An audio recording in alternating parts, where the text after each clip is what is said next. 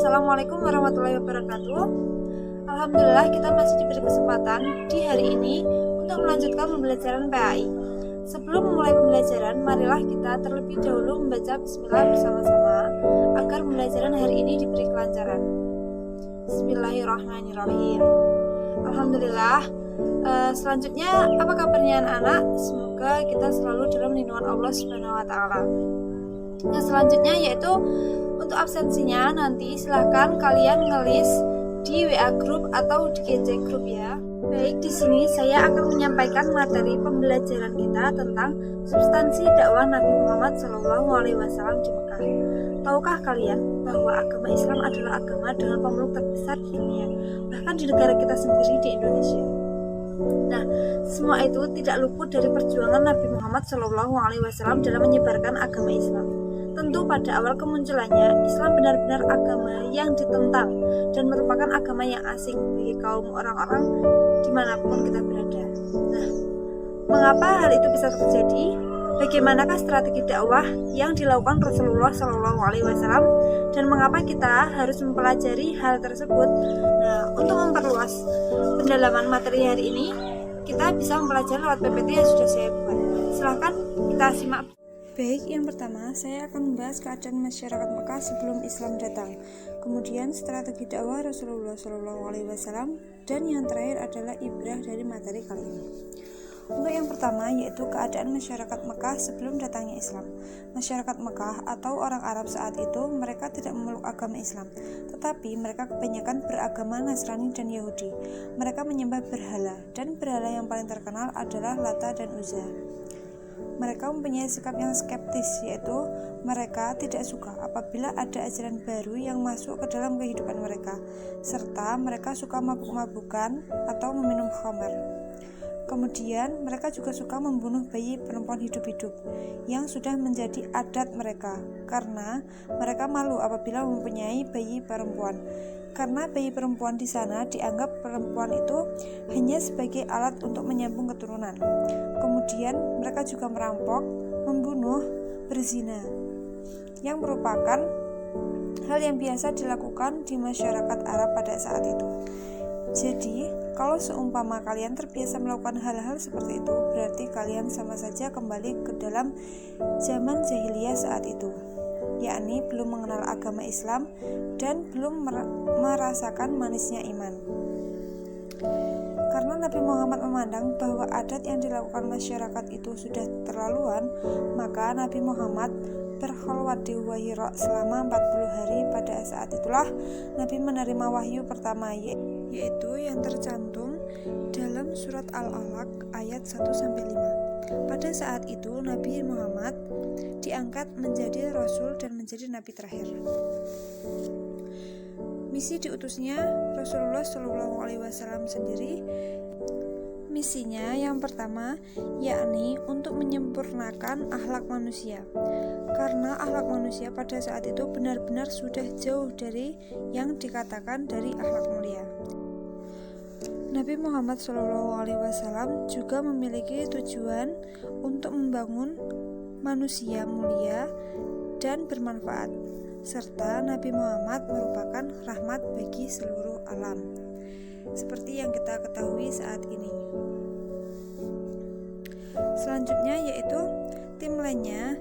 Yang pertama adalah Nabi Muhammad berkhalwat di Gua Hira dan turunnya surat Al-Alaq ayat 1-5. Setelah itu Nabi Muhammad melakukan dakwah sehingga muncullah As-Sabiqunal Awwalun, yakni As-Sabiqunal Awwalun ini adalah sebutan bagi orang-orang yang pertama kali memeluk agama Islam. Dakwah yang dilakukan Nabi Muhammad SAW pertama dilakukan secara sembunyi-sembunyi, kemudian turunnya Quran surat Al-Fajr ayat 94, sehingga Nabi Muhammad mengubah strateginya menjadi dakwah secara terang-terangan. Strategi perjuangan dakwah Nabi Muhammad SAW ada yang dilakukan secara sembunyi-sembunyi dan dilakukan secara terang-terangan. Nah, bagaimanakah itu? Untuk yang pertama yaitu dakwah yang dilakukan secara sembunyi-sembunyi.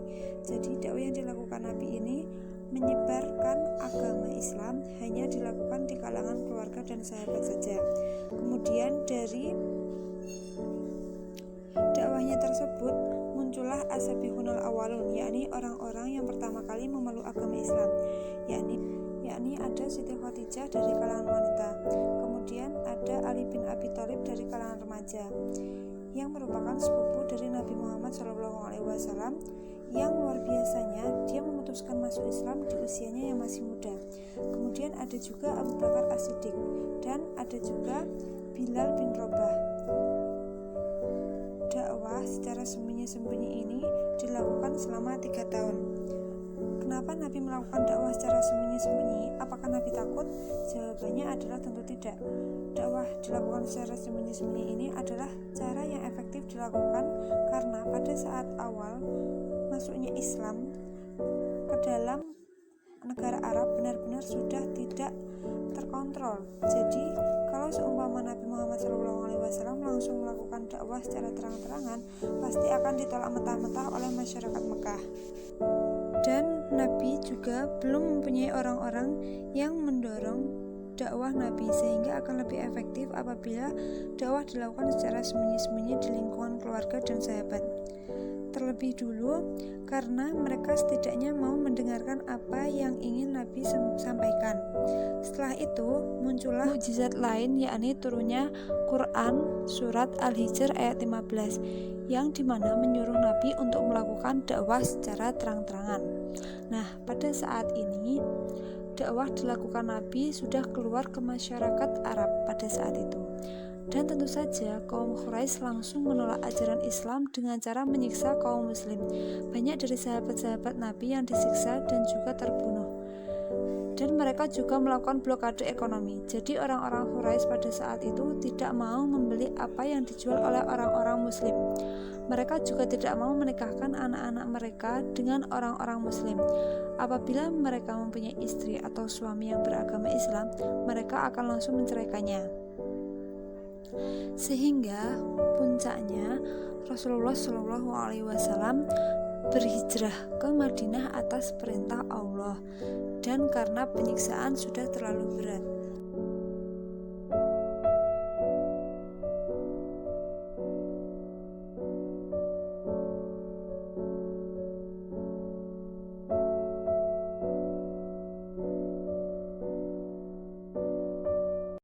Selanjutnya, ibrah atau hikmah yang dapat kita ambil dari pelajaran kali ini yang pertama yaitu jiwa yang teguh. Nabi Muhammad adalah orang yang istiqomah dalam melakukan dakwah, serta Nabi juga mempunyai sifat yang tabah dan sabar. Nabi Muhammad selalu sabar atas segala cobaan-cobaan yang dilaluinya. Nabi Muhammad juga mempunyai sifat yang bijaksana dan tegas. Nabi Muhammad tegas dalam hal atas tawaran-tawaran orang Quraisy untuk meninggalkan ajaran Islam. Mereka sangat membujuk Nabi Muhammad dengan menggunakan harta mereka, wanita, dan juga tahta agar Nabi Muhammad meninggalkan ajaran Islam, tapi Nabi Muhammad tidak mau. Selanjutnya, Nabi Muhammad juga mempunyai sifat yang tawakal. Jadi apabila kita sudah ikhtiar, maka Nabi bertawakal kepada Allah untuk meminta jawaban terbaik dari Allah Subhanahu wa Ta'ala. Anak-anak, cukup sekian yang dapat saya sampaikan dari materi hari ini, yakni substansi dakwah Nabi Muhammad SAW di Mekah. Apabila ada kekeliruan dalam video yang saya buat, saya mohon maaf yang sebesar-besarnya. Bila taufiq wal hidayah, wassalamualaikum